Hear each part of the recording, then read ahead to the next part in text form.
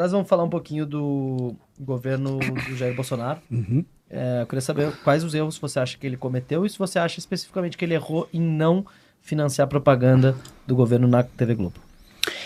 Olha, eu acho que ele acertou em manter as promessas que ele fez para o público dele.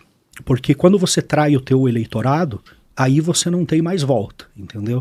Então o eleitorado do Jair Bolsonaro, nós que apoiamos ele, queríamos isso. E as pessoas entendem que ele foi atacado pela Rede Globo durante 4 anos, justamente por ter feito isso com as redes de comunicação, em especial com a Globo, né? Um bom ponto. Entre outros jornais. Então, quando ele fez isso, ele ganhou mais apoio. A situação de erros. O que é erro e o que é acerto? Porque estrategicamente a gente às vezes acha que entende de política. O Bolsonaro é macaco velho, cara. O Bolsonaro tá lá, ficou 28 anos no Congresso, ele sabe como que funciona a máquina, tudo. Então ele não é ingênuo. Eu acompanho o Bolsonaro já desde 2018, assistindo absolutamente tudo que ele publica. Ele dá uma de Marçal em alguns momentos, o tiozão que conta piada e que fala bobagem, mas quando ele está falando sério, ele destrói os adversários. Ele tem um conhecimento político, técnico, histórico absurdo.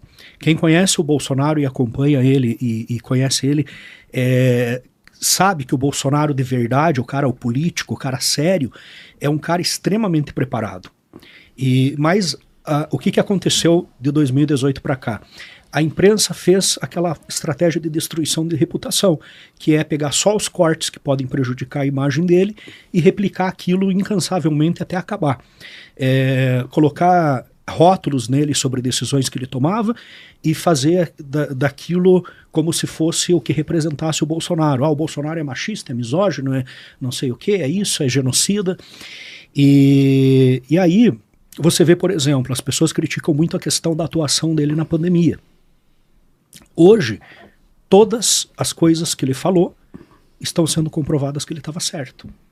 Eu não vou citar aqui sobre o que, porque isso pode prejudicar o canal de vocês pelas regras do YouTube. Mas todas as coisas que Tu acha que ele vai continuar inelegível em 26? E se ele não tiver, quem vai ser o candidato da direita, entre aspas? Olha, eu acredito que ele tem chances de voltar, até porque já teve pronunciamento do próprio Barroso em relação a isso. Eles já começam a entender o Bolsonaro como um candidato necessário dentro do jogo político. Agora, se ele vai vencer, se vão deixar ele vencer, é outra coisa. Porque o meu medo, na verdade, é permitirem que o Bolsonaro volte para usar ele de novo com a estratégia de destruição de reputação, com a justificativa de que é isso que eles querem. O Lula vai se reeleger. É isso que eu falo há um ano. Entendeu? Que eles vão liberar ele porque... Para justificar que o Lula venceu dele. Exatamente, venceu ele, exatamente. Por que tu acha que o PT conseguiu dar essa virada? Porque tu acha que ele aparelhou o STF, como ele vem aparelhando de novo com o Dino, com o Zanin? Por que o PT conseguiu dar essa virada tão grande num curto espaço de tempo? Primeiro a gente tem que analisar o grupo que está no poder e como que eles chegaram lá. Então não foi o PT. As pessoas têm essa visão de que o Lula tem muito poder, de que o PT fez a virada, mas o Lula é uma marionete do sistema. Tá? Existe um establishment. Todo lugar tem, todos os países têm. Esse establishment no Brasil, o que ele é? São grandes empresas, grandes empresários, fornecedores do governo, empreiteiras, bancos, que têm o interesse de ter alguém que decida por eles e que facilite a vida deles.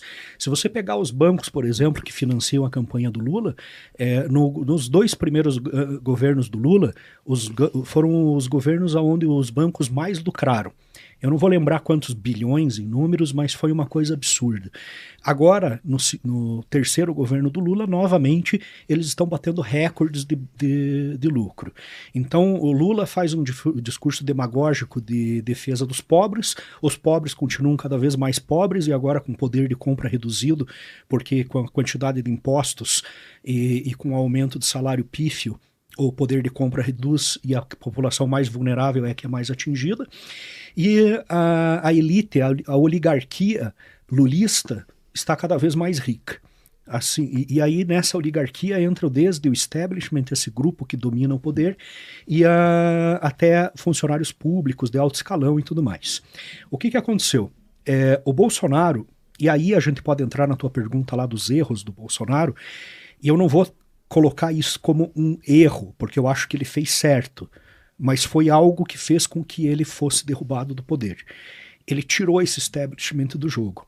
Então, ele tirou a imprensa, ele tirou a Rede Globo, ele tirou as empreiteiras envolvidas em escândalos, grandes fornecedores, todo mundo que ganhava dinheiro, e não era no governo do Lula ou no governo do PT, era desde o regime militar. A Odebrecht, por exemplo, está no governo desde o regime militar. Então, são empresas que comandam o Brasil e que financiam quem vai estar lá dentro e decidem. E aí você pega esses grandes grupos, eles são acionistas dos grandes canais de imprensa também, dos jornalistas. Então, quer dizer, esses caras dominam absolutamente tudo. Isso a gente chama de establishment. É um nome, você podia chamar de qualquer outra coisa. Então, essa galera percebeu que precisava tirar o Bolsonaro, senão eles não iam sobreviver a mais 4 anos de governo do Bolsonaro. Então a Rede Globo não sobreviveria a 4 anos. E aí tem muita gente que questiona por que o Bolsonaro renovou a concessão da Globo. Porque o Bolsonaro defende a liberdade de expressão. Se ele defendesse a liberdade de expressão e depois ele fosse lá e tirasse a concessão da Globo, ele seria um hipócrita, né? Então ele não foi. Por quê? Porque ele sabia que se ele se reelegesse, a Globo ia desmoronar sozinha. Ele não precisava manter ou tirar a concessão da Globo, isso não ia fazer diferença. E está desmoronando, né? A Globo se mantém hoje por causa da Globo Ventures, que investe em centenas de empresas, que daí essas empresas anunciam na Globo, senão não tinha essa jogada.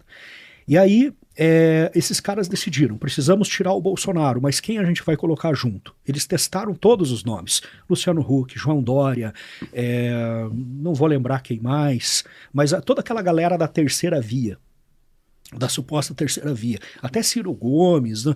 Eles tentaram pensar, vamos apresentar o máximo possível de pessoas na mídia como o futuro presidente do Brasil.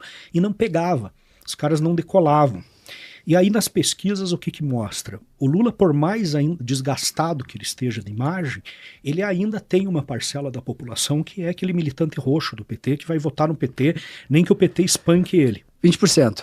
18, acho, 18 a 20, né? A Gleisi Hoffmann deu uma entrevista na Globo News no começo do ano, falando em 18%. E até eu fiz um vídeo na época questionando. Eu falei, ué, eles não tiveram 51% dos votos? Agora a Gleisi vem e diz que o PT hoje só tem 18%? Mas enfim, aí o que acontece é que essa galera precisava de um nome. E esse nome era o Lula. Tiramos o Lula da cadeia, descondenamos ele, mas o Lula não pode entrar sozinho, porque ele tem que ter um seguro, para que se ele faça alguma bobagem, o nosso seguro entre no lugar. Quem é o seguro? Geraldo Alckmin. Alckmin é ligado com Alexandre de Moraes, com Michel Temer, com o grupo que é ligado ao MBL, com o grupo que é ligado ao Sérgio Moro. E aí você monta todo o esquema. Então, acho que o Moro é aliado do MBL. Já foi, né? Ele já foi. O Moro foi no negócio do MBL, lá nas palestras do MBL e tal. Sim, sim. Eu não digo necessariamente aliado, mas eles jogam no mesmo time.